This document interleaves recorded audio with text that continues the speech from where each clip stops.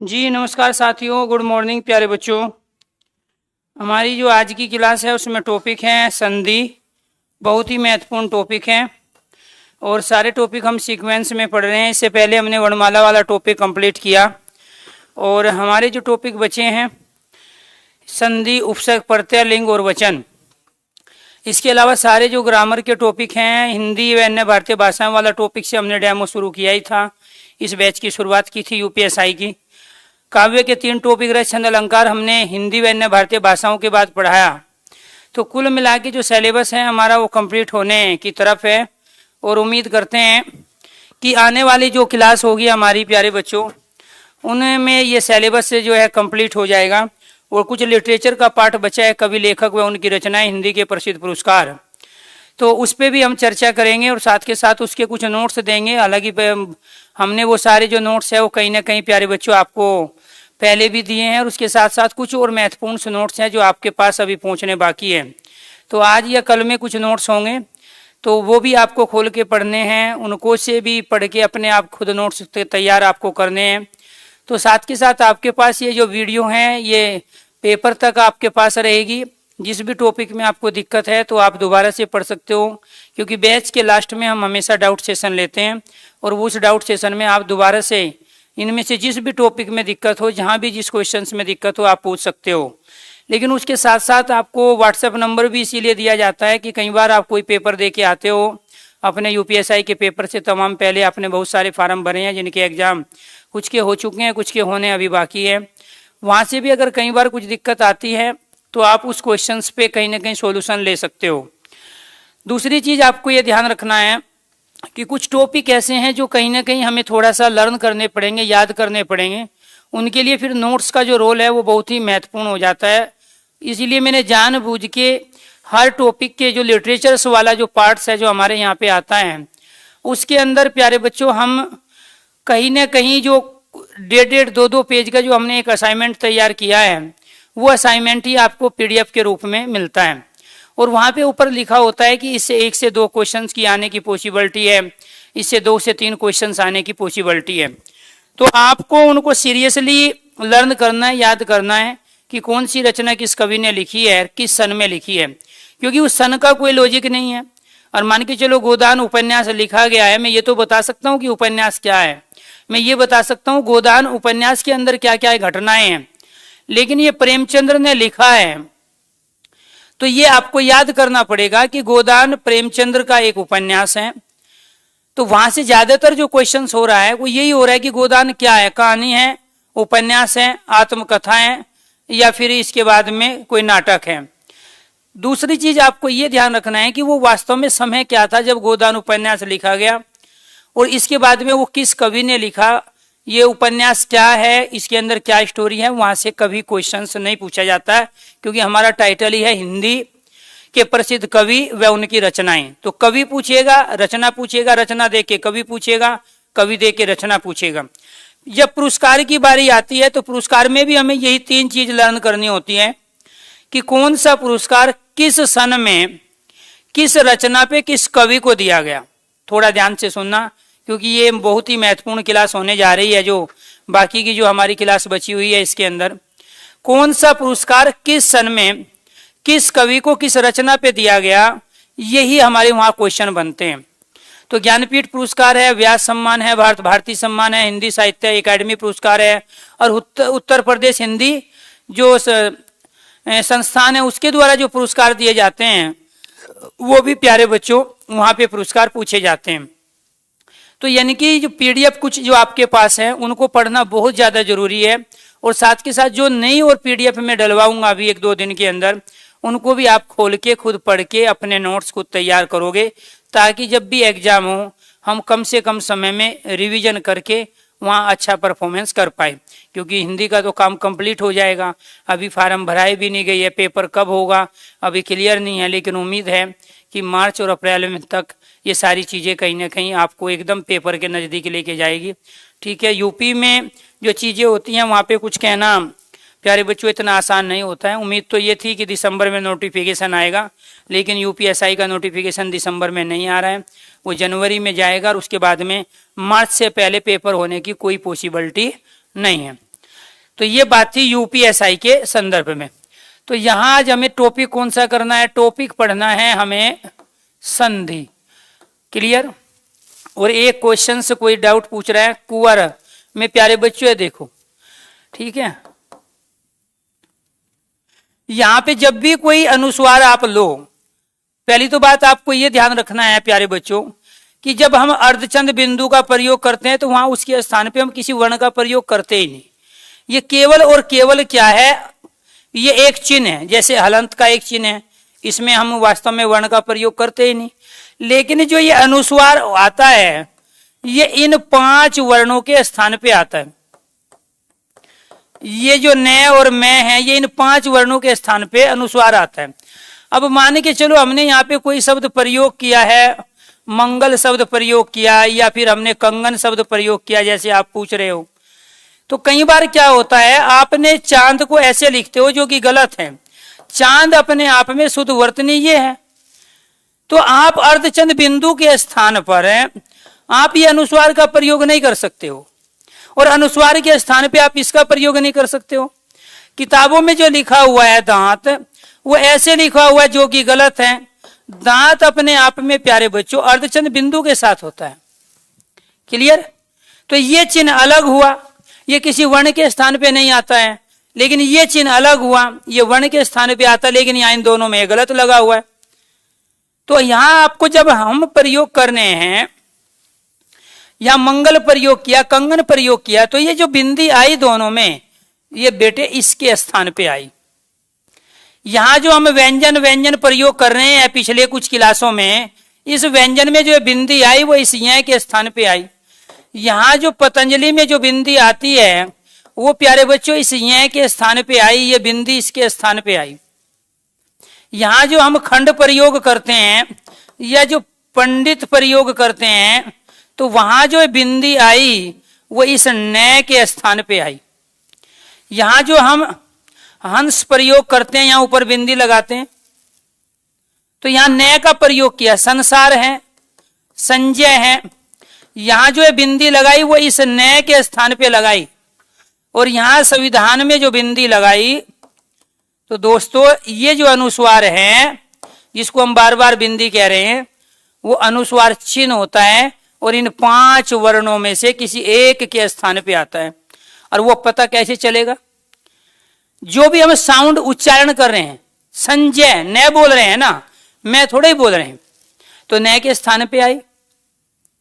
ठीक है। मंगल ग के स्थान पे आई, व्यंजन य के स्थान पे आई, खंड तो कैसे लिखते हो आप इसको, अरे इसको ऐसे भी तो लिखते हो आप, तो इसका मतलब क्या हुआ, ये जो आया है तो इसके स्थान पे आई। ऐसे यहां है, इसको आप कैसे बोलते हो, इसका उच्चारण कैसे करते हो आप, इसका यहां करते हो सम, और विधान विच्छेद भी आप ऐसे ही करते हो, आपने कल पढ़ा भी है। तो ये मैं के स्थान पे आई है। तो जो आप पूछ रहे हो, किसने पूछा था ये, चला गया नाम, कोई यादव जी थे। तो आपको ये ध्यान रखना है जहां अर्धचंद आता है, कुंवर में अर्धचंद आता है, अनुस्वार नहीं आता है बेटे। ठीक है। पहला संधि का क्वेश्चन है कि इसका शाब्दिक अर्थ क्या है, और शाब्दिक अर्थ है दोस्तों इसका मेल, योग, सुलह और समझौता। ये क्या है, शाब्दिक अर्थ, मेल, योग, सुलह और समझौता। दूसरा क्वेश्चन क्या है इसका, परिभाषा, डेफिनेशन, 2 निकटवर्ती वर्णों का मेल, 2 निकटवर्ती वर्णों का मेल क्या कहलाता है। तीसरा उदाहरण, जैसे यहां शब्द आ गया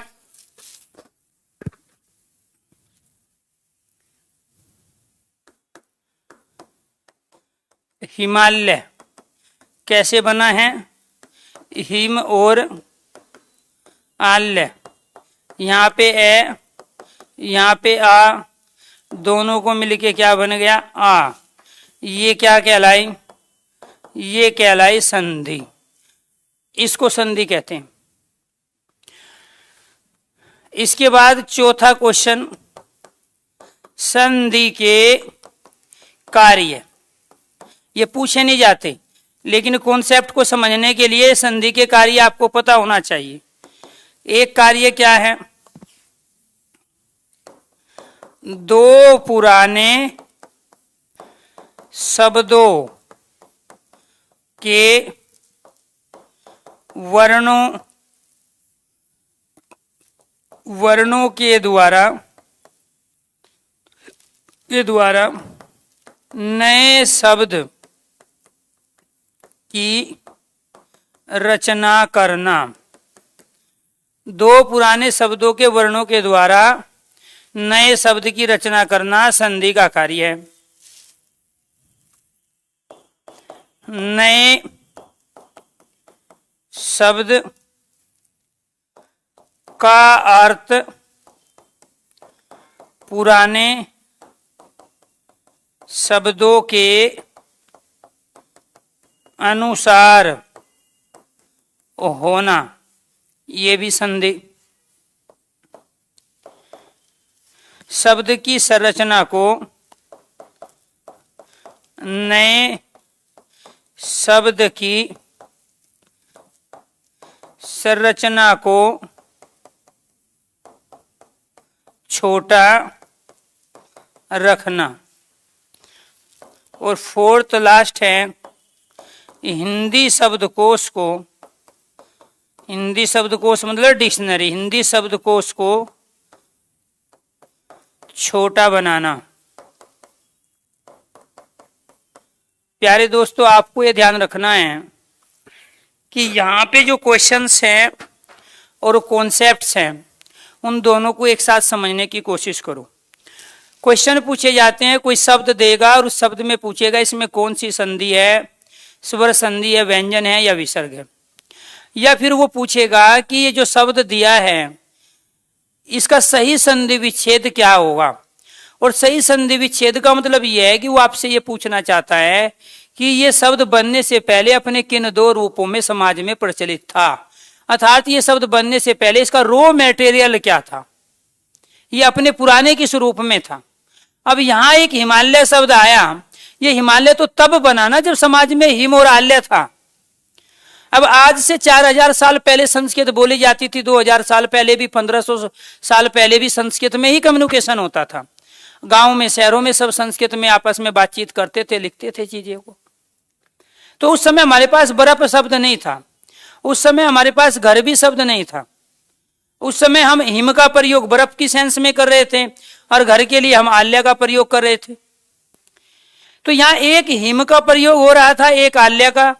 भाषा वैज्ञानिक व्याकरण शास्त्रियों ने सोचा कि क्यों ना इन दो अलग अलग शब्दों को हम पास में लाके इनके दो निकटवर्ती वर्णों को आपस में मिला के इनसे एक नया शब्द बना लेते हैं। तो यहाँ पे क्या हुआ, इस हिम में से ये मैं एक व्यंजन है और किसी भी व्यंजन में कोई ना कोई स्वर होता है, वो यहाँ पे निकाल लिया। मैं जैसे हमने कहा तो साउंड लास्ट में किसकी आई, ए की, ए यहाँ पे लिख लिया। और जो बाद वाला शब्द है उसका पहले वाला वर्ण यहाँ पे ले लिया और इन दोनों को आपस में मिलाया तो ये क्या बन गया, आ। अगर संधि नहीं होती तो हमें हिमालय इस रूप में मिलाना पड़ता, ऐसे बनता हिमालय। लेकिन वास्तव में संधि ने क्या काम किया, संधि ने दो अलग अलग शब्दों को पास में लाके उनके दो निकटवर्ती वर्णों को मिला के उनसे एक नया शब्द बना लिया और जिसका नाम था हिमालय। अब आप ये कहोगे सर यहीं से क्यों लिया आपने वर्ण, यहां से भी तो ले सकते थे, ये ले और यह क्यों नहीं लिया। जब भी दो अलग अलग चीज आपस में मिलती है तो दोस्तों पहले वाली वस्तु का, पहले वाले पदार्थ का, ये पहला पदार्थ है, पहली वस्तु है, इसका लास्ट वाला हिस्सा मिलेगा और जो बाद वाली वस्तु पदार्थ या शब्द है उसका पहले वाला हिस्सा आपस में मिलेगा, तब जाके वो एक होगा। एक हाथ में मेरे ये मार्कर है, एक हाथ में मेरी उंगली है और ये मैं आपस में मिलाता हूं, तो जब ये आपस में मिलाता हूं तो मेरी उंगली का अंतिम छोर और मार्कर की जो चोंच है वो पहले मिलती है। इसलिए इन दोनों को मिलाने के लिए वास्तव में कंडीशन यही होगी। एक चीज इधर से आ रही है दोस्तों, एक चीज आ रही है इधर से, तो इन दोनों के आपस में प्यारे बच्चों ये चोंची तो मिलेगी, तो इसका मिलेगा लास्ट वाला हिस्सा, इसका मिलेगा पहले वाला हिस्सा, तभी तो जाके ये एक बन पाएगी। तो तो ऐसे ही इसका तो लिया लास्ट वाला हिस्सा, इसका लिया पहले वाला। लास्ट में है मैं एक व्यंजन है, उसमें स्वर है ए, तो वो हमने यहां लिया, इसमें से ये आ बना लिया। अब अकेले इस मां ने इस वाले का काम कर दिया, मैं और आ ने अकेले इसका काम किया, तो इससे क्या हुआ, शब्द की संरचना छोटी हो गई। तो यहां ये एग्जाम्पल हमें इस बात को बताता है कि संधि का जो अर्थ है वो मेल है। दो देशों के बीच में झगड़ा हो जाता है तो क्या करते हैं, मेल करते हैं, योग करते हैं, समझौता करते हैं, सुलह करते हैं। भारत पाकिस्तान, भारत चीन के बीच में बहुत सारे झगड़े हैं, लेकिन संधि होती है ना, शिमला समझौता भी हुआ है और बहुत सारी संधि हुई, शांति संधि हुई, शांति समझौता हुआ। तो कहने का मतलब ये हुआ कि वहां दोनों की कंडीशन माननी पड़ती है। केवल हम चाइना को बोल दे कि हमारी ये शर्त मानो और संधि कर लेते हैं, समझौता कर लेते हैं, तो एक तरफ से चीजें नहीं होती है, दोनों की बातों को मानना पड़ता है।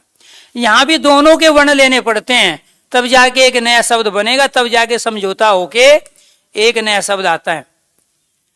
तो दो परिवारों के बीच में झगड़ा है, दो गांवों के बीच में झगड़ा है, दो व्यक्तियों के बीच में झगड़ा है, दो देशों के बीच में झगड़ा है, तो उस झगड़े को खत्म करने के लिए हमें आपस में मेल कराना पड़ेगा, योग कराना पड़ेगा, सुलह कराना पड़ेगा, समझौता कराना पड़ेगा।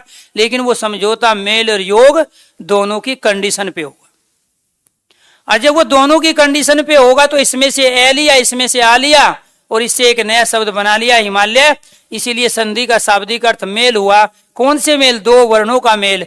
योग हुआ, कौन से दो, इन दो वर्णों का योग हुआ। सुलह हुआ, कहां हुई सुलह, आ के रूप में हुई। समझौता हुआ, किस रूप में हुआ समझौता, आ के रूप में हुआ। किन के बीच में हुआ, ए और आ के बीच में हुआ। इसलिए संधि की डेफिनेशन बनी, दो निकटवर्ती वर्णों का मेल या योग। दो निकटवर्ती वर्णों का मेल या योग क्या कहलाए, संधि की डेफिनेशन। उदाहरण आपने देख लिए। अब संधि करती क्या है। संधि दो पुराने शब्दों के वर्णों के द्वारा नए शब्द की रचना करती है।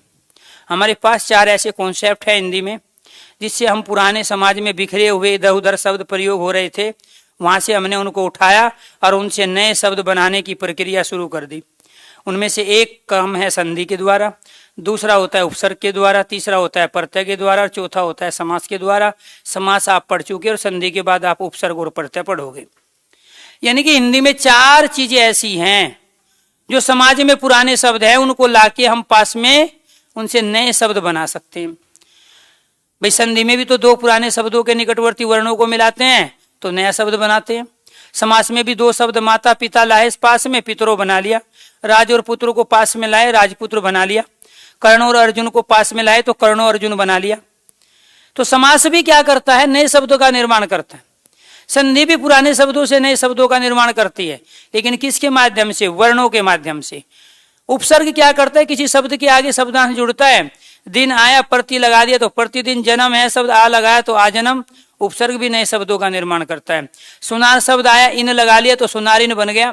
देवर में आनी लगाया तो देवरानी बन गया। बच्चा में पन लगाया तो बचपन बन गया। प्रत्यय भी नए शब्दों को बनाने की प्रक्रिया का एक हिस्सा है। इसका मतलब संधि, समास, उपसर्ग, प्रत्यय से हम नए शब्द बनाते हैं। तो पुराने शब्दों के वर्णों के द्वारा, दो पुराने शब्दों के वर्णों के द्वारा नए शब्द की रचना करना किसका काम है, संधि का। नए शब्द का अर्थ पुराने शब्दों के अनुसार रखना।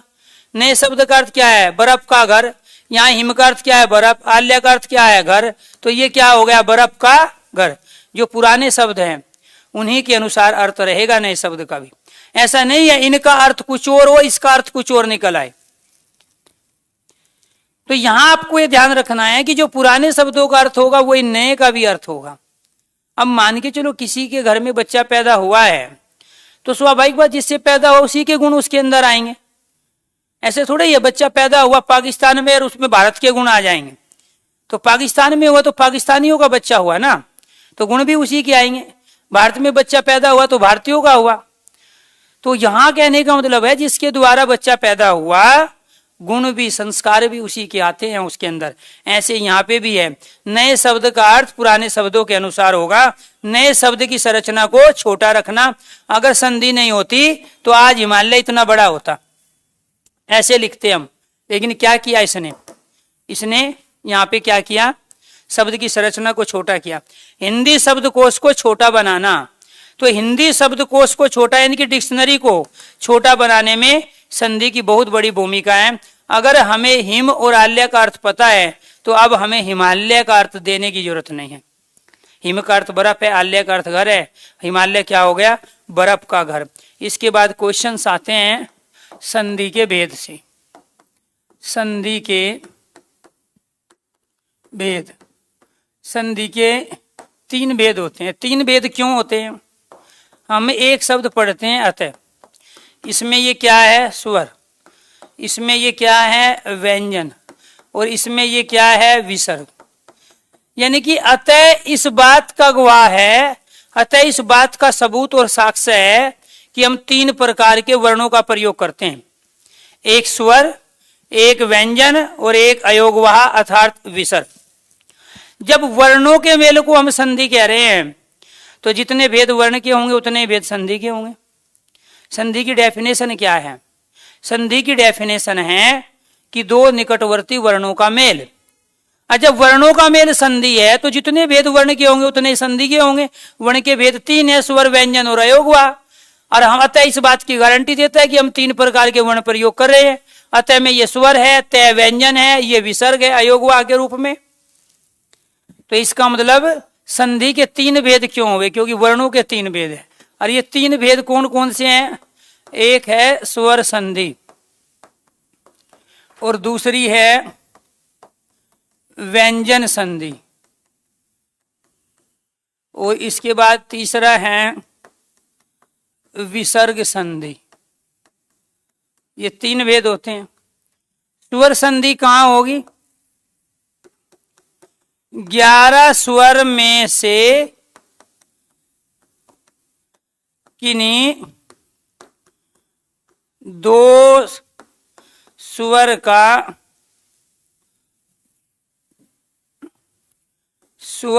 मेल होने पर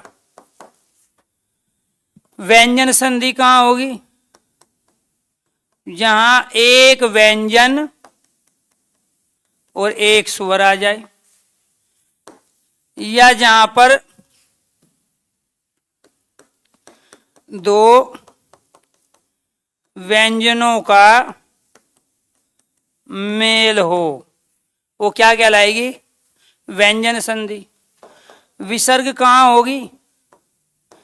विसर्ग का वर्ण में परिवर्तन हो या वर्ण का विसर्ग में परिवर्तन हो तो वो क्या कहलाएगी? विसर्ग संधि। अब उदाहरण देख लो इनके। जैसे यहां शब्द आ गया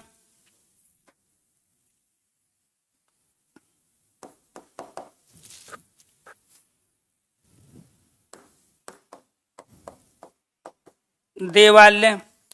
सबसे पहले ऐसी जगह से तोड़ो जहां इनका अर्थ हो जाए। यहां पे आया है, इधर आया आ, तो ये क्या बन गया? आ। ये दोनों के दोनों क्या है? स्वर, इसलिए स्वर संधि हुई। क्लियर? दूसरा देखो, यहां पे शब्द आया नरेंद्र, यहां पे आया नर, इधर आया इंद्र। यहां पे क्या आ गया? यहां पे आया ए और इधर आया ई। ये दोनों के दोनों स्वर है, इसीलिए स्वर संधि हुई। यहां पे देख लो, यहां पे शब्द आ गया समाचार, ये हो गया सम और इधर हो गया आचार। यहाँ पे आया मैं और इधर आया आ, एक व्यंजन एक स्वर, व्यंजन संधि हुई। एक व्यंजन और एक क्या है? स्वर। तो जब एक व्यंजन और एक स्वर हो तो कौन सी संधि हुई? व्यंजन संधि। दूसरा एग्जाम्पल देख लो, जगन्नाथ। यहाँ पे एक जगन है, दूसरा नाथ। इसका अर्थ है नहीं, जब अर्थ नहीं है तो अर्थ बनाना पड़ेगा। तो यहाँ पर क्या आया? एक तय और एक आया न, दोनों के दोनों व्यंजन है, तो व्यंजन संधि हुई। यहाँ कौन सी कंडीशन आई है, पांचवा वर्ण पहले में बदल गया अपने वर्ग के।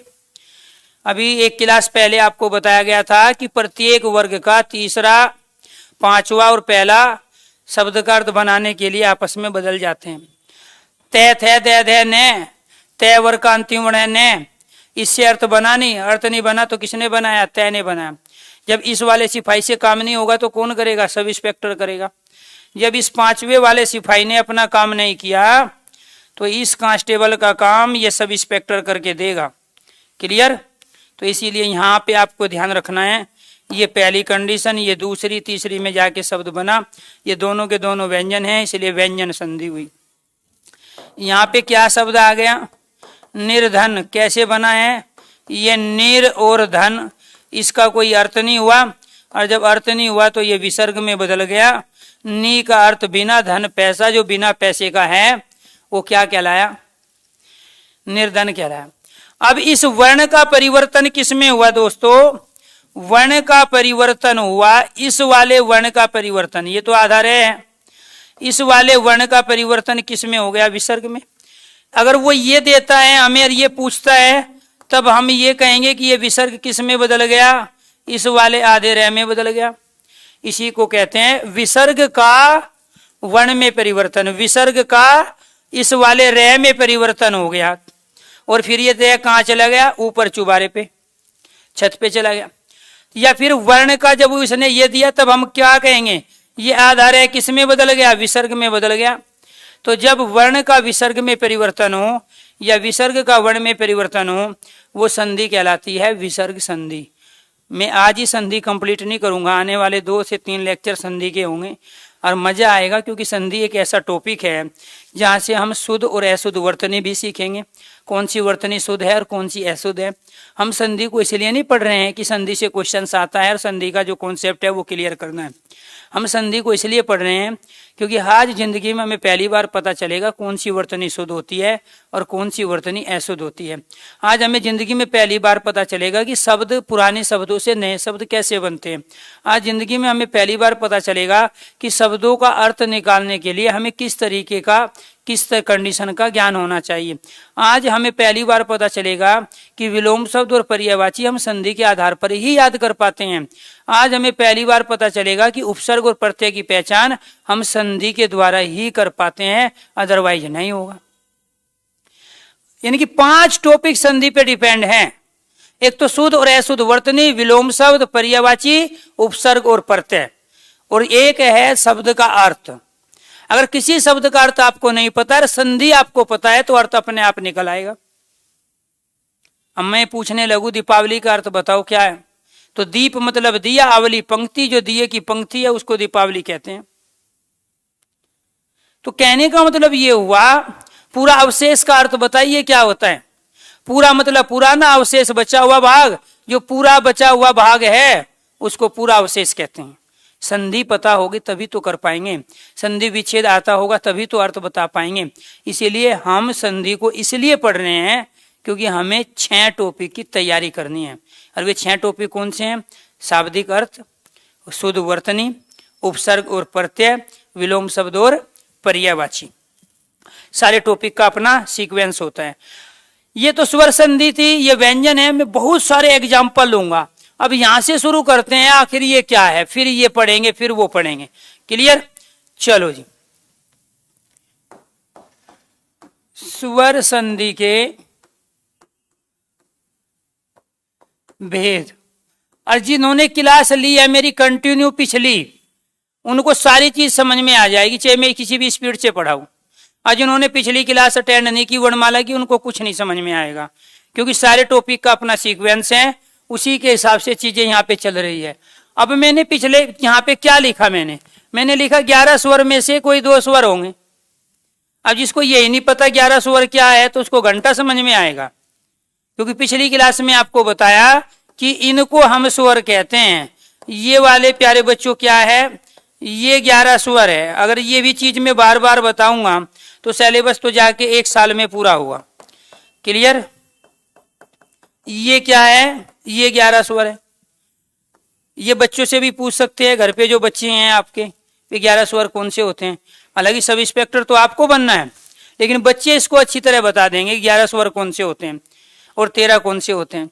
तो यानी कि जब इनमें से कोई दो आपस में मिलेंगे, जैसे यहाँ ए और ई मिला है, तभी तो वो स्वर संधि का उदाहरण बनेगा।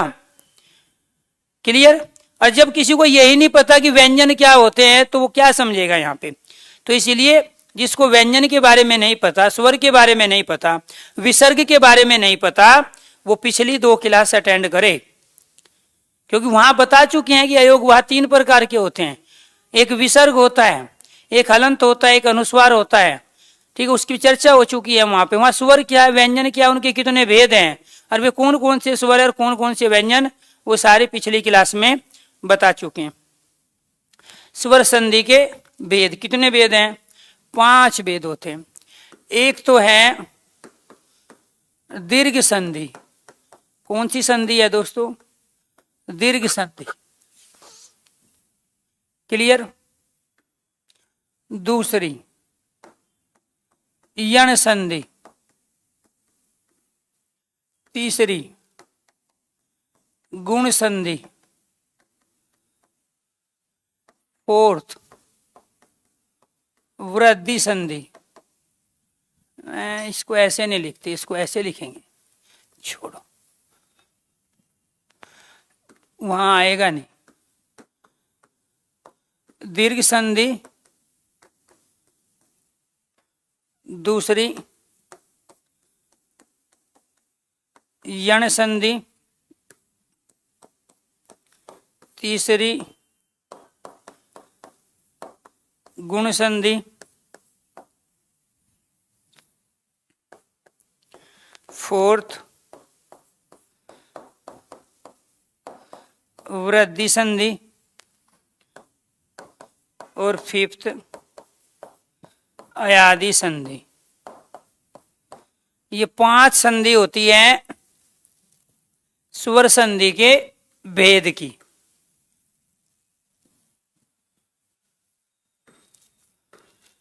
तीन, 4 और 5 पहले बताते हैं शॉर्ट ट्रिक, और उसके बाद में फिर इनको प्रैक्टिकली करेंगे। बहुत सारे एग्जाम्पल, 100 के आसपास एग्जाम्पल देंगे। ठीक है। प्रैक्टिकल क्या है? दीर्घ का अर्थ होता है सजातीय वर्ण। ये ज्यादा अच्छा दिखाई देगा। 2 सजातीय वर्णों का मेल अगर है तो वो क्या कहलाते हैं? दीर्घ संधि। ये शॉर्ट ट्रिक है। सजातीय मतलब एक जैसे। तो जहां 2 एक जैसे वर्ण, एक जैसे का मतलब क्या है?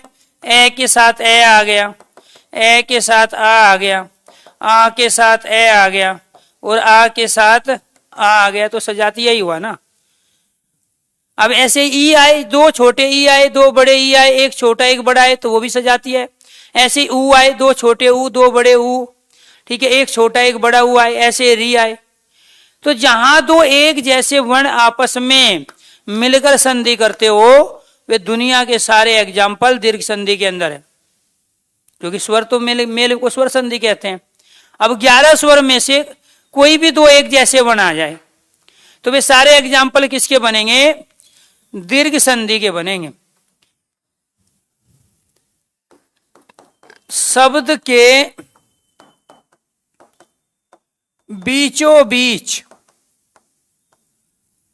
शब्द के बीचों बीच ये रे ले वे हो तथा इनसे पहले आधा व्यंजन हो, आधा व्यंजन हो।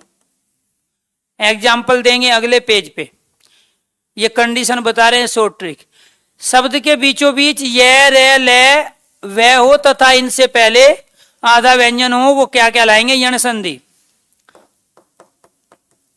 शब्द के बीचों बीच क्यों लिख रहे हैं बार बार बीचों बीच?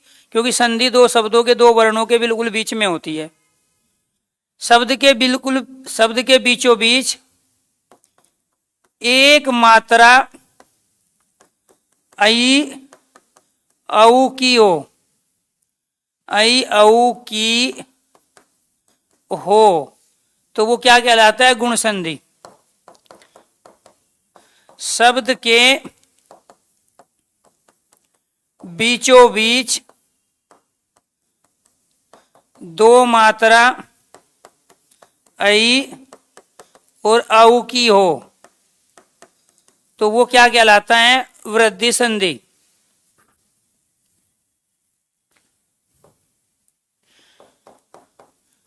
कोई शब्द तीन वर्णों से मिलकर बना हो, टुकड़े करने पर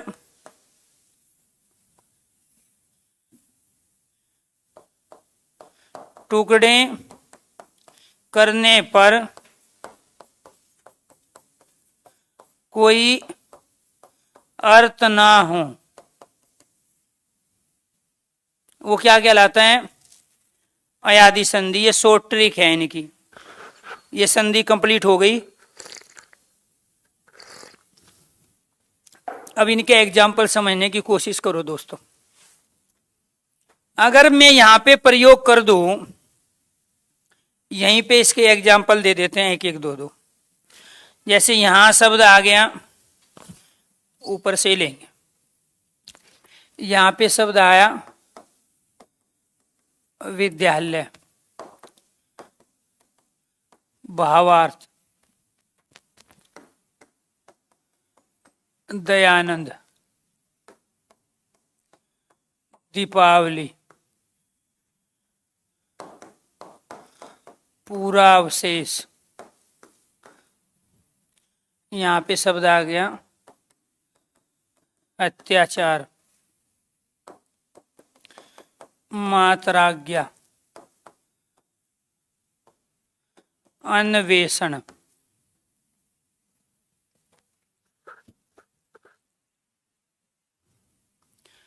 यहां पे शब्द आ गया रमेश, परोपकार। यहां पे शब्द आ गया सदैव,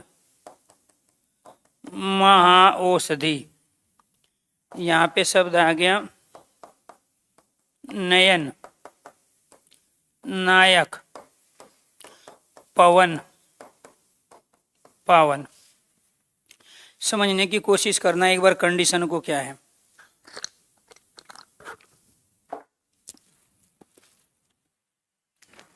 कंडीशन दोस्तों ये है कि विद्यालय को हम अलग करेंगे, विद्या और आल्य।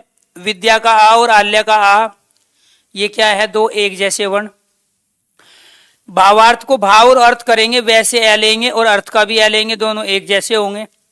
दयानंद में दया का आ और आनंद का आ दोनों एक जैसे हुए। दीपावली में दीप का ए और आवली का आ दोनों एक जैसे हुए। पूरा अवशेष में पूरा का आ और अवशेष का ए दोनों एक जैसे हुए। जो दो एक जैसे वर्णों से मिलकर बनता है वो दीर्घ संधि कहलाती। ऐसे यहां शब्द के बिल्कुल बीचों बीच देखना क्या है, यहाँ पे यह, इसमें क्या है बिल्कुल बीच में रे, इसमें क्या है बिल्कुल बीच में वे, इससे पहले क्या है आधा तय, इससे पहले आधा न और इससे पहले आधा तय। शब्द के बिल्कुल बीचों बीच यह रे वह हो और उससे पहले आधा व्यंजन हो तो यण संधि। शब्द के बिल्कुल बीच में एक मात्रा किसकी है? ये इसकी। ये मात्रा किसकी है? औ की। तो कौन सी संधि हुई?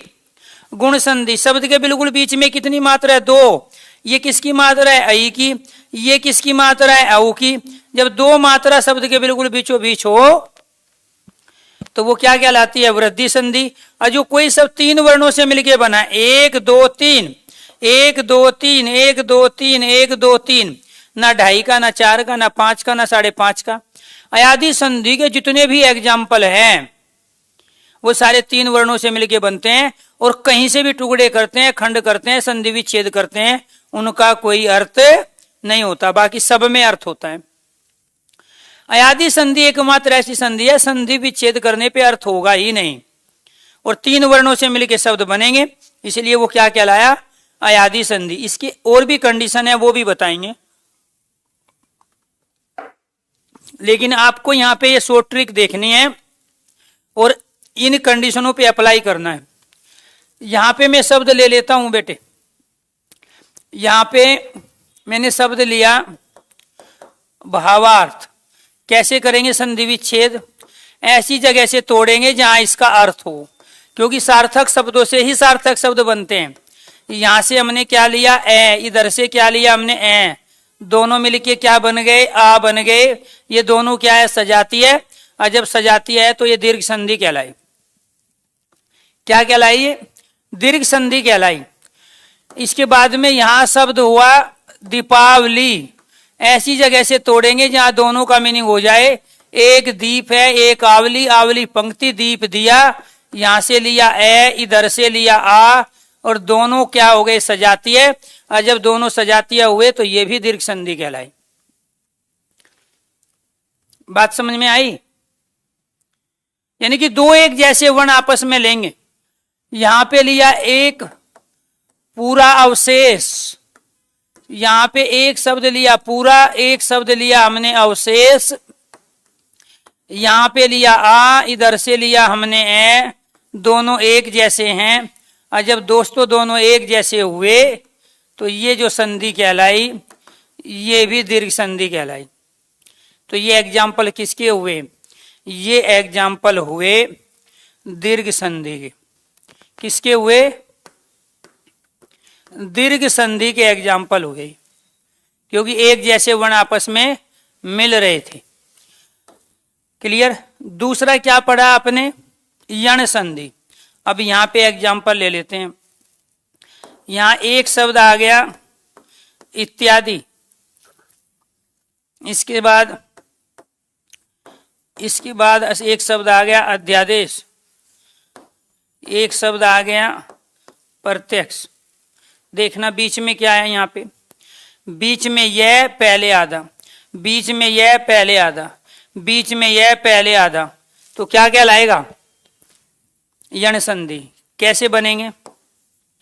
यहां पे ये शब्द आया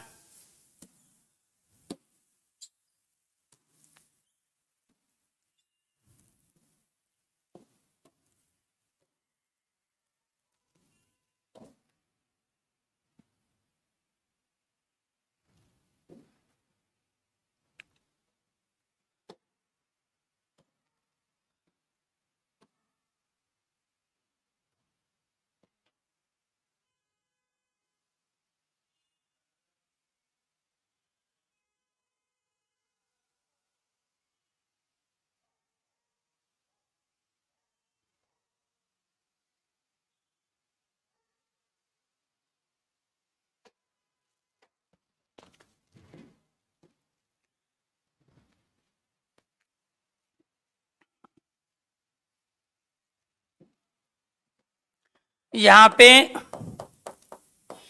इति और आदि, इसमें से क्या लिया? ई, इसमें से क्या लिया? आ। ई और आ को आपस में मिलाएंगे तो क्या बोलेंगे? या। जब आपने इसमें से ई निकाला तो ये बच गया आधा तय। किसी भी व्यंजन में एक स्वर होता है, वो स्वर आपने यहां निकाल लिया तो ये आधा तय बच गया। इसमें से यहां आ लिया तो इधर क्या बच गया? दी। इनको दोनों को मिलाया तो आपने क्या बनाया? या हमने यहां लिख दिया तो शब्द क्या बन गया? इत्यादि। क्लियर? यहां पे आपको क्या करना है? बीच में यह पहले आधा, और जब बीच में यह पहले आधा तो क्या कहलाता है? यण संधि। ऐसे यहां पे ये क्या बना है? अधि और आदेश से मिलके बना है। सबसे पहले शब्द को ऐसी जगह से तोड़ना होता है जहां उसका मीनिंग हो, जहां उसका अर्थ हो, क्योंकि सार्थक शब्दों से ही किसी सार्थक शब्द का जन्म हो सकता है। मियाँ बीबी दोनों ठीक हैं तो बच्चे पैदा होंगे। अगर मियाँ बीबी में से किसी में भी एक में दिक्कत है तो बच्चे पैदा नहीं होंगे। प्रकृति का नियम है, गेहूं का दाना अगर बिल्कुल सही है और जमीन भी उपजाऊ है, तो अगर उपजाऊ जमीन में सही गेहूं का दाना डालेंगे तो पौधा बन के जरूर बाहर निकलेगा। लेकिन बंजर भूमि में गेहूं का बढ़िया दाना डालोगे तो वहां पे पौधा बन के बाहर नहीं आएगा। इसलिए बीज की क्वालिटी भी सही होनी चाहिए और जमीन की क्वालिटी भी, भूमि की क्वालिटी भी सही होनी चाहिए, तभी वो दे उगेंगे, अदरवाइज नहीं। तो यहाँ पे वही होना चाहिए, दोनों का अर्थ होना चाहिए। अब आप ये कहोगे सर हमें कैसे पता चलेगा इसका अर्थ है कि नहीं है? जो भी आज तक आपने पढ़ लिया, सुन लिया, देख लिया, लिख लिया, समझ लो उसका अर्थ होता है। और जो आपने पढ़ा, सुना, लिखा, देखा नहीं तो उसका कोई अर्थ नहीं होता। जैसे मैंने एक शब्द लिखा है जुंगर, आपने न तो आज तक ये पढ़ा है, ना सुना है, ना लिखा है, ना देखा है, क्योंकि ये कोई शब्द होता ही नहीं है। क्लियर? तो यहाँ जो भी शब्द पढ़े लिखे सुने हैं उनका कोई ना कोई अर्थ है, क्योंकि आप सबकी एज 21 प्लस है और 21 प्लस इस बात की गारंटी देती है कि जितने भी शब्द आए उनमें से कोई ना कोई शब्द आपने एक बार, कोई 1000 बार आपके सामने वो आ चुका है। ये तो आपने पढ़ा है या लिखा है या सुना है या फिर देखा है। यहाँ से आ गया ई, इधर से आ गया आ, ई और आ मिला के क्या बन गया? या। क्लियर? तो जब इसमें से आपने ई निकाला दोस्तों, यहाँ बच गया आधा धै। जब इसमें से आदेश में से आ निकाल लिया तो यहाँ बच गया आपका देश। ई और आ को मिलाया तो आपने क्या बनाया? या। ऐसे शब्द बना है अध्यादेश। यहाँ पे ये धै कहाँ से आया? जब अधि में से ई निकाला। यहाँ पे ये तय कहाँ से आया? जब इति में से ई निकाला। इति अपने आप में निपात है, इति का अर्थ होता है समाप्त, आदि का मतलब होता है शुरू। यानी कि जब भी शुरू की गई चीज को समाप्त कर दिया जाए तो वहां हम इत्यादि शब्द का प्रयोग करते हैं। आप में से किसी भी एक बच्चे को इत्यादि का अर्थ नहीं पता था आज से पहले, क्योंकि यहाँ इति निपात है, आदि भी निपात है। निपात वे शब्द होते हैं जो किसी भी लिंग, वचन, काल, कारक में बदलते नहीं है। इति का अर्थ होता है समाप्त, आदि का अर्थ होता है शुरू। तो शुरू की गई चीज को जब समाप्त कर देते हैं तब हम प्रयोग क्या करते हैं? इत्यादि। राम, शाम, मोहन, सोहन इत्यादि, यानी कि शुरू से लास्ट तक। तो यहां पे इसका भी अर्थ हुआ, इसका भी अर्थ है, तभी तो इत्यादि बना पाए। जब इन दोनों का ही अर्थ नहीं हो तो इनसे बच्चा कहां से पैदा हो जाता? इसका भी अर्थ है क्योंकि ये उपसर्ग है, प्रत्येक उपसर्ग के अनेक अर्थ होते हैं। इसका भी अर्थ है क्योंकि आपने पढ़ा है, सुना है, लिखा है, देखा है। और जब ये दोनों का अर्थ है तो नए बच्चा पैदा कर लेंगे। तो इसीलिए पुराने शब्दों से नए शब्दों को बनाने की प्रक्रिया को संधि कहते हैं। लेकिन किसके द्वारा? वर्णों के द्वारा। इन वर्णों के माध्यम से संधि के करके बनाते हैं नया शब्द। तो इसीलिए यहाँ पे क्या है प्यारे बच्चों, ये जो इत्यादि है, यहाँ पे बीच में यह पहले आधा तय, यहाँ बीच में यह पहले आधा धै, यण संधि का उदाहरण हुआ। क्योंकि यण संधि की कंडीशन है कि दो वर्णों के मेल से यह, रे, ले, वे वर्ण बनते हैं और उनसे पहले आधा व्यंजन। दुनिया के जितने भी शब्द हैं अगर वो यण संधि के उदाहरण है तो बीच में यह, रे, ले, वे में से कोई एक होगा और उससे पहले आधा व्यंजन भी जरूर होगा। अगर आधा व्यंजन नहीं है, बीच में यह, रे, ले, वे है तो अयादि संधि का एग्जाम्पल बनेगा, लेकिन यण संधि का नहीं बनेगा। अगर यह और वे बीच में है शब्द के और उससे पहले पूरा व्यंजन है, जैसे पवन, पवन में बीच में वे पहले पे है पूरा, अयादि संधि।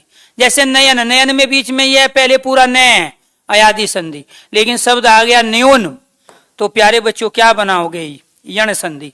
बीच में यह पहले आधा, तो यण संधि का उदाहरण हुआ ही। तो जहां भी बीच में यह हो तो उससे पहले आधा हो वो क्या कहलाएगा? यण संधि। ये कैसे बनाए? प्रति और अक्ष से, प्रति और अक्ष से। यहाँ पे क्या आया? ई आया। यहाँ पे क्या आया? ए आया। ई और ए मिलके क्या बन रहा है दोस्तों? यह बन रहा है।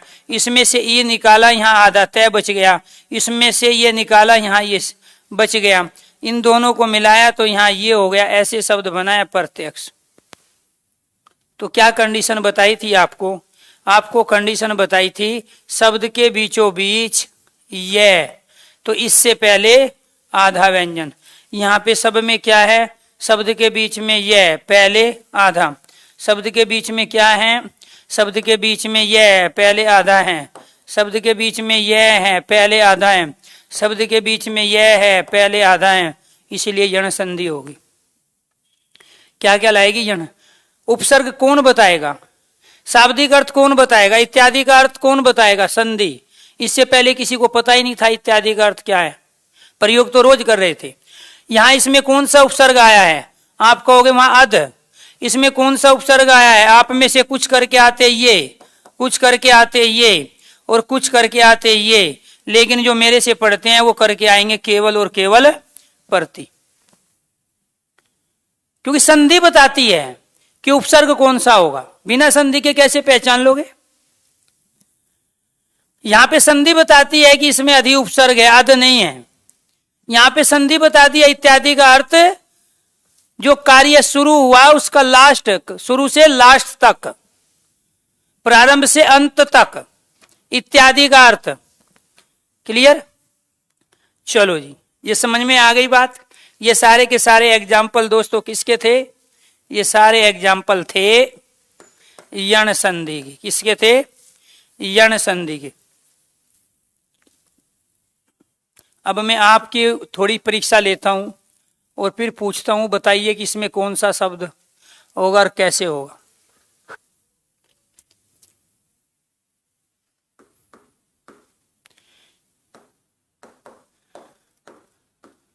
विद्यार्थी में संधि बतानी है आपको।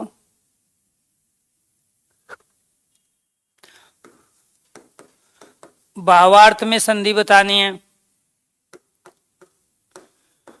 अभ्यार्थी में संधि बतानी है। प्रत्युत्तर में संधि बतानी है।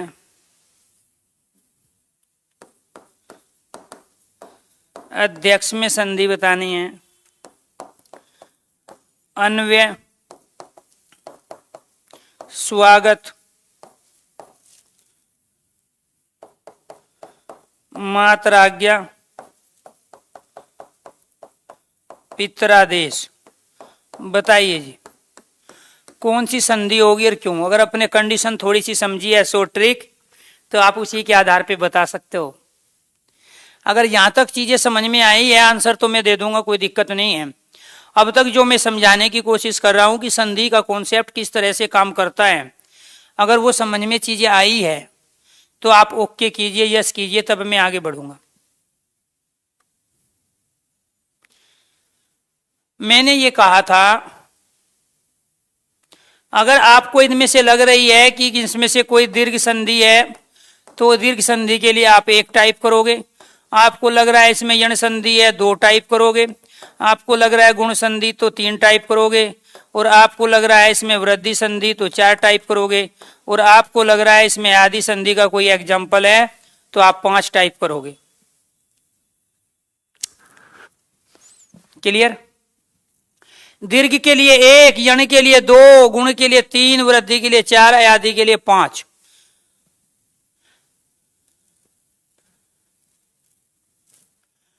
तो मैंने शुरू में भी बताया था 40 के 40 क्वेश्चन सही हो सकते हैं और होते हैं, ऐसा नहीं है।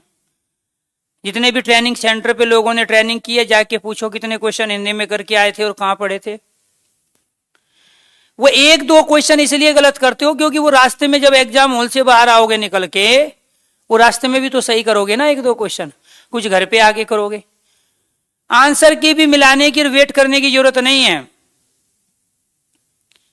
क्योंकि टॉपिक का सीक्वेंस होना चाहिए, टॉपिक के कॉन्सेप्ट क्लियर होने चाहिए, सॉल्यूशन होने चाहिए। आप में से कई बच्चे कह रहे सर जी वर्णमाला करा दो, प्रैक्टिस करा दो वर्णमाला की। अब प्रैक्टिस कराए उसमें आंसर बताते चले जाए, वो कोई प्रैक्टिस नहीं होती जब तक सॉल्यूशन ना हो, लॉजिक ना हो, और ये चर्चा ना हो कि ये तीन कब होंगे और किसके आंसर होंगे, और ये आंसर है तो क्यों है, इसका जवाब कहीं नहीं है, कोई नहीं कराता। बस कॉपी में किताब में होते हैं क्वेश्चंस।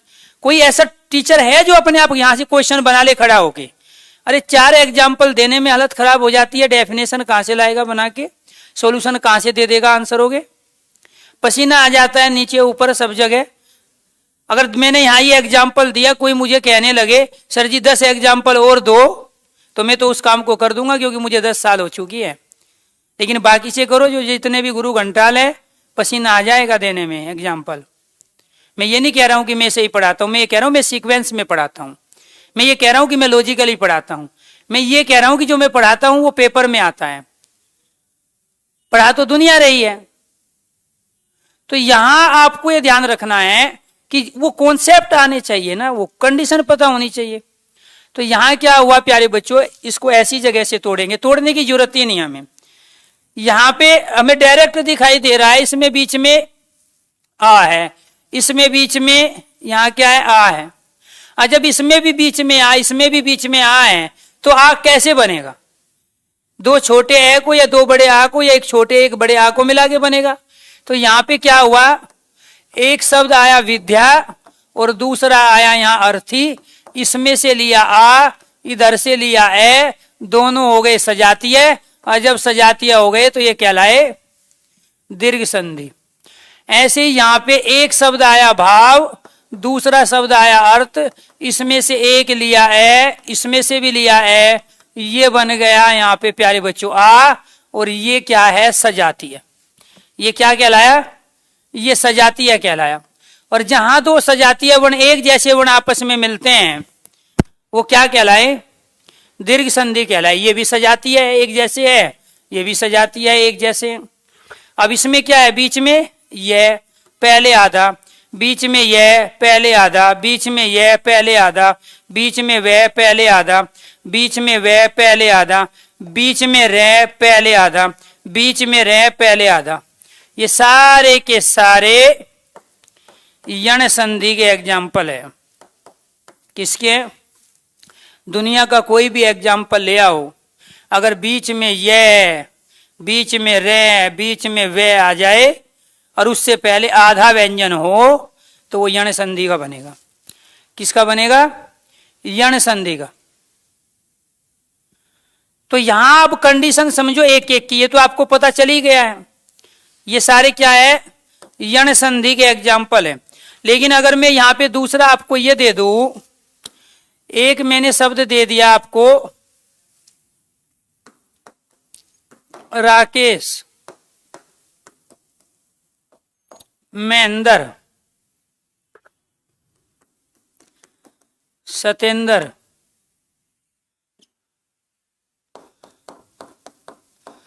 गणेश, अरुणोदय, महोदय, महोत्सव। अब मैं पूछने लगूं ये किसके एग्जाम्पल है, तो क्या बताओगे आप, ये किसके एग्जाम्पल होंगे? वही कंडीशन अप्लाई करो। क्या थी कंडीशन, देखो क्या है यहां पे, शब्द के बीचों बीच एक मात्रा आई और औ की हो तो वो क्या कहलाती है, गुण संधि कहलाती है। यहां पे देखना क्या है, यहां पे यहां से लेके यहां तक तो मात्रा है एक ही, यहां से लेके यहां तक मात्रा है औ की, और शब्द का बीच ये है।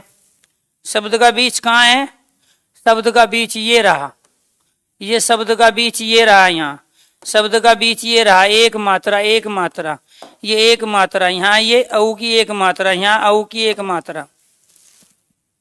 ये क्या है, सारे के सारे गुण संधि है। और मैं यहां प्रयोग कर दूं सदैव, तथैव, एक एक, वनौषधि, जलोग, महोज। अब मैं इसमें पूछने लगूं कि कौन सी संधि है, तो आप क्या बताओगे दोस्तों, आप कहोगे ये यहां से यहां तक इसकी मात्रा है और यहां से यहां तक इसकी मात्रा है, इन दोनों की मात्रा होती है दो, और जहां दो मात्रा होती है उसको कहते हैं वृद्धि संधि। कौन सी संधि कहते हैं, वृद्धि संधि। और जहां ये होती है उसे क्या कहते हैं, गुण संधि। कुछ भी नहीं करना था, ये सारे गुण संधि के एग्जाम्पल है। यहाँ एक, अब आप ये नहीं कहोगे सर ऐश्वर्य राय में भी तो एक मात्रा है। बेटे शब्द के बीच में होना चाहिए, शब्द का बीच ये है। संधि दो पुराने शब्दों के दो निकटवर्ती वर्णों के बीच में होती है। ऐश्वर्य राय में यहाँ है आगे एक मात्रा, और ऐश्वर्य को कहीं से भी तोड़ोगे अर्थ नहीं होंगे। पुराने शब्दों का अर्थ होना चाहिए, संधि विच्छेद का मीनिंग होना चाहिए, और जब तक मीनिंग नहीं होगा तब तक वो किसी का संधि विच्छेद नहीं बन सकता। भाई जगन्नाथ में हमने क्या किया था, जगन का कोई अर्थ नहीं था तो जगत बनाना पड़ा ना। वो क्यों बनाना पड़ा, क्योंकि वो शब्द उसी से पैदा हुआ है, जगत और नाथ से। तो जब तक वास्तव में मियाँ बीवी ठीक नहीं होंगे बच्चे थोड़ा ही पैदा हो सकते हैं। तो इसीलिए वहां इनका किसी का भी तोड़ेंगे तो क्या करेंगे, यहां हो जाएगा सदा प्लस एव सदैव, दोनों का अर्थ है सदा मतलब हमेशा, एव मतलब ही, जो हमेशा ही होता है वो सदैव कहलाता है। ऐसे यहां प्यारे बच्चों हम इनको तोड़ेंगे सबको, वो तो बताएंगे आगे जाके। एक मात्रा आती है ओज पे अब है, ठीक है, उसमें तो सिर्फ वो कंडीशन बता रहा हूं शॉर्ट ट्रिक के माध्यम से। तो ये किसके हुए। इसके बाद में अगर मैं यहां पे ये एग्जाम्पल ले लू, चयन, गयन, नायिका, गायिका,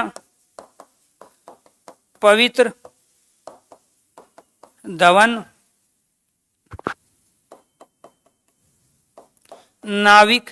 आपसे पूछने लगू ये किसके एग्जाम्पल है, तो आप क्या कहोगे दोस्तों, आप कहोगे अयादी संधि। कौन सी संधि, अयादी संधि। कैसे पहचानेंगे ये अयादी संधि के है, क्या बोला था, अयादी संधि में 3 वर्ण होंगे, 1 2 3 1 2 3 1 2 3 1 2 3 1 2 3 1 2 3 1 2 3, 3 वर्ण होंगे सब, कहीं से भी तोड़ लो कोई अर्थ नहीं होगा। अयादी संधि की 2 कंडीशन है, सारे सब 3 वर्णों से मिलके बनेंगे, कहीं से भी तोड़ लो कोई भी अर्थ नहीं होगा, जबकि बाकी में सब में अर्थ निकलते थे संधि विच्छेद के। और दूसरी कंडीशन अयादी संधि की ये है कि बीच में यह होगा, बीच में क्या होगा, यह पहले पूरा व्यंजन, बीच में यह पहले पूरा, बीच में यह पहले पूरा, बीच में यह पहले पूरा व्यंजन, बीच में यह पहले पूरा, बीच में वह पहले पूरा, बीच में वह पहले पूरा, बीच में वह पहले पूरा व्यंजन। जब शब्द के बीच में, शब्द के बीचों बीच यह व वर्ण होते हैं तथा इनसे पहले पूरा व्यंजन, पूरा व्यंजन मतलब अर्थात स्वर सहित व्यंजन, स्वर सहित व्यंजन होगा। ये अयादी संधि की शॉर्ट ट्रिक है। अब संधि विच्छेद करना तो हम सिखाएंगे कि कहां से क्या तोड़ना है, क्या करना है। हम तो सिर्फ शॉर्ट ट्रिक के माध्यम से चीजों को छोटा करके बताने की कोशिश कर रहे थे। तो ये सारे के सारे अयादी संधि क्यों हैं, क्योंकि इनके शब्द के बीच में यह और वैवर्ण है और उन सब से पहले पूरा व्यंजन है। मैंने शब्द ले लिया कवक, यहां बीच में वह है, पहले पूरा व्यंजन है, अयादी संधि का उदाहरण हुआ। क्लियर। इसके बाद यहां शब्द के बिल्कुल बीचों बीच एक मात्रा है। यहां जब एक मात्रा है तो इसकी होती है, इसकी कितनी मात्रा होती है, 1, इसकी कितनी मात्रा होती है, 1, इसकी कितनी मात्रा होती है, 2, इसकी कितनी मात्रा होती है, 2, और जहां शब्द के बीच में 2 मात्रा होगी वो वृद्धि, और जहां 1 मात्रा होगी वो सारी गुण संधि की। यहां पे क्या है, शब्द के बिल्कुल बीचों बीच यह रह, उनसे पहले आधा व्यंजन, ये सारे यण संधि, और जहां एक जैसे वर्ण आपस में मिले तो वो क्या कहलाते हैं, अयादी संधि। आपको यहाँ पे यही बताया गया कि 2 सजातीय वर्णों का मेल होगा, एक जैसे वर्णों का मेल होगा तो दीर्घ संधि, सारी चीज भूल जाओ। जहां 2 एक जैसे वर्ण आपस में मिले दीर्घ, जहां बीच में यह रह हो पहले आधा यण, जहां शब्द के बीच में 1 मात्रा हो गुण, जहां 2 मात्रा हो वृद्धि, जहां 3 वर्णों से शब्द मिलके बना हो, टुकड़े करने पे कोई अर्थ ना हो, अयादी। स्वर संधि समाप्त। अब पढ़ लो दूसरे तरीके से। दूसरा तरीका क्या है, दूसरा तरीका यह है, स्वर संधि के भेद, 5 भेद। पहला क्या है, दीर्घ संधि। दीर्घ का अर्थ क्या होता है, बड़ा, बड़ा वर्ण। बड़ा वर्ण कौन सा होता है, आ, ई, ऊ और री। जहां ये बड़ा वर्ण बने एक कंडीशन, जहां किन्हीं दो एक जैसे वर्णों के मेल से, वर्णों के मेल से, यहां पे लिख देता हूं, आ, बड़ा ई, बड़ा ऊ, री वर्ण बने, वो क्या कहलाते हैं? दीर्घ संधि कहलाते हैं। इसके बाद में ये एक ही चीज है जिसको मैं 3 बार लिख रहा हूं। ए और ए मिला के क्या बनता है? आ। ई और ई मिला के क्या बनता है? बड़ा ई। ऊ और ऊ मिला के क्या बनता है? बड़ा ऊ। और री मिला के क्या बनता है? बड़ा री। जहां ये कंडीशन पैदा हो जाए, ये किताबों की भाषा है। आइलो नहीं समझ में आया किसी का? क्योंकि सब में ही वर्ण मिलते हैं, कहाँ कौन सा मिलेगा कुछ समझ में नहीं आएगा। ये सब सजातीय हैं, ये सारे एक जैसे हैं। अगर दोस्तों इनमें से बाई चांस यहाँ आ गया तब भी तो वो आई बनेगा, क्योंकि ये तो कोई वर्ण ही नहीं होता, ये थोड़ा ही बन जाएगा। मान के चलो यहां भी आ गया बड़ा, तो ऐसे थोड़ा ही है कि ये बन जाएगा, क्योंकि इससे बड़ा तो कोई वर्ण होता ही नहीं। और जब इससे बड़ा कोई वर्ण नहीं होता तो आपको यह ध्यान रखना है, जहां इन दो वर्णों को मेल से, इन दो वर्णों के मिलाने से इन 4 में से कोई एक वर्ण बने, वो सारे अयादी संधि के उदाहरण हैं। या ये कहो कि जहां दो एक जैसे वर्ण आपस में मिलते हैं, वो अयादी संधि के उदाहरण हैं। या फिर वो ये कहो कि जहां किन्हीं दो एक जैसे वर्णों का मेल हो, ये वर्ण बने। सारी चीजें एक ही थी। अब इसके एग्जाम्पल देखो सारे। यहां पे क्या हुआ था? एक है हिम, एक आल्य। यहां पे ए और आ गया, दोनों एक जैसे हैं, आ बना रहे हैं। आ क्या है? बड़ा वर्ण बन रहा है। बड़ा कौन सा? ये बन रहा है। कौन सी संधि होगी? दीर्घ होगी। क्या कंडीशन पैदा हुई? ए और आ आया, सजातीय वर्ण हुए। जब सजातीय एक जैसे हुए तो दीर्घ संधि हुई। क्लियर? ऐसे ही यहां पे दूसरा शब्द क्या है हमारा? विद्यालय। यहां पे क्या हुआ? विद्या और आल्य। यहां पे क्या लिया? आ। इधर से क्या लिया? आ। तो दोनों मिला के क्या बन गया? आ बन गया। ये दोनों क्या है? सजातीय है। ये क्या बन रहा है? बड़ा आ। जहां बड़ा आ बनता है, दो वर्णों को मिलाने से दीर्घ संधि। जहां दो एक जैसे वर्ण आपस में मिलते हैं, दीर्घ संधि। क्लियर? ये किसके एग्जाम्पल थे? ये इस वाले के एग्जाम्पल थे, यहां से यहां तक। क्लियर? दूसरा क्वेश्चन क्या होगा? ये तो आपने कर लिया। दूसरा क्वेश्चन ये होगा, ये भावार्थ शब्द कैसे बना है? एक तो दे दिया यहां पे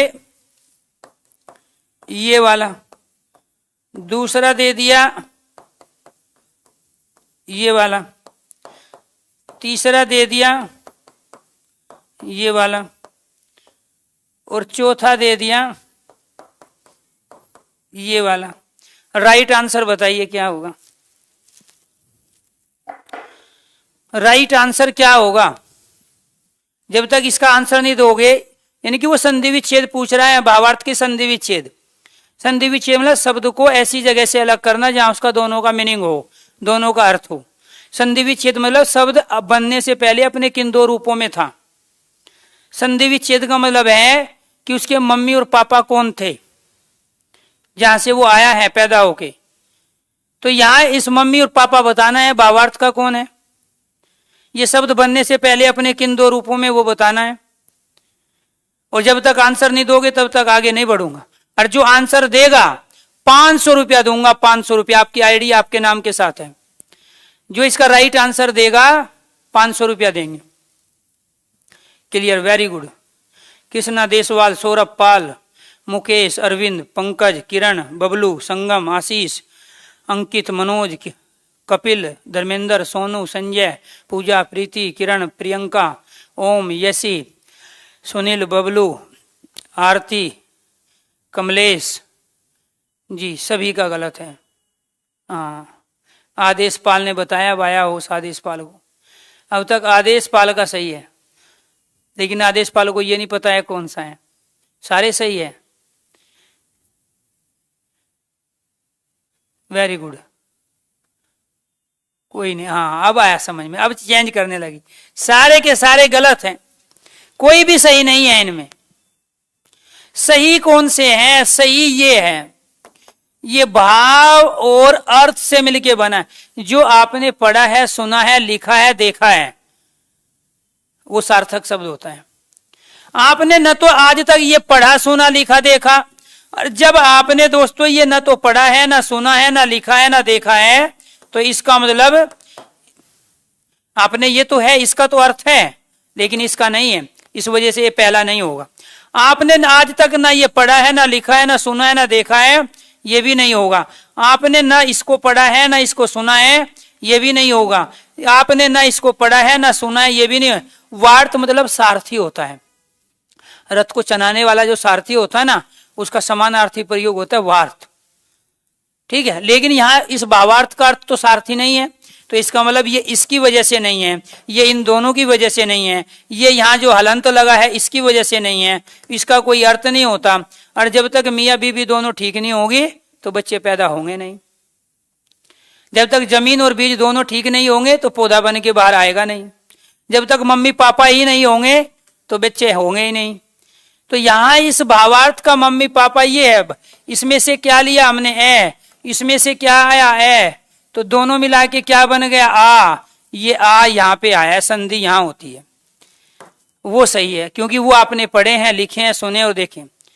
हाँ बिल्कुल। अब ये 10-12 बच्चे हैं जिनको 500 रुपया देने हैं, ठीक है, तो कोई नहीं, होली के टाइम पे देंगे, क्योंकि पैसे जो है ना मैं तब देता हूँ जब कोई त्योहार होता है। जैसे कुछ बच्चों को दीपावली पे दिए थे, कुछ को होली पे देंगे, ताकि आप इंजॉय कर पाओ अच्छे त्योहारों को। क्योंकि वैसे हमारे तो त्योहार मनते नहीं है, क्योंकि हम तो आपको पढ़ाते ही रहते हैं। हलंत नहीं देखा तो वहां पे मत देखना, ठीक है। आप सब इंस्पेक्टर बन रहे हो, ठीक है, बोल देना कि मैंने उसका वो शब्द नहीं सुना था जो उसने वो दिया था। तो यही खेल होता है, वो देगा सारे एक जैसे ही लगेंगे, ठीक है। तो इसीलिए बड़ा सजग अलर्ट रहना है। लॉजिक समझ में आ गया कृष्णा, इससे बड़ी बात क्या है? तो आपको ये ध्यान रखना है, ये क्या हुआ, भाव और ये अर्थ। यहां ये जो हलंत लगा है ना, ये इसकी वजह से सेकंड नहीं हुआ, ठीक है। तो ये आपको ध्यान रखना है। कौन सी संधि हुई? दीर्घ संधि हुई। दूसरे एग्जाम्पल देखो, यानी कि शब्द दे के संधि विच्छेद पूछेगा या शब्द दे के संधि का नाम पूछेगा। अब दूसरे एग्जाम्पल किसके लेंगे? दूसरे एग्जाम्पल इस वाली कंडीशन के लेंगे। अब बताओ इनमें से कौन सा शब्द सही है और कौन सा शब्द इसमें से गलत है। गलत और सही शब्द बताने हैं, इनमें से कौन सा है?